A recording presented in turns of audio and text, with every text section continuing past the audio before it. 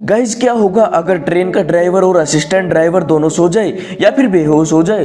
दोस्तों पहले ट्रेनों में इतनी सुविधाएं नहीं होती थी, जिससे ड्राइवर के बेहोश हो जाने पर बड़ी दुर्घटनाएं हो जाती थी।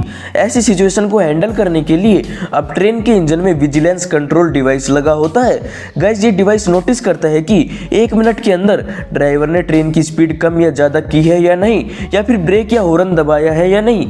हर 1 मिनट में ड्राइवर को उस डिवाइस को सिग्नल देना पड़ता है, और अगर 1 मिनट तक सिग्नल नहीं मिलता है तो 1 किलोमीटर से पहले ही ट्रेन में अपने आप ब्रेक लगना शुरू हो जाता है।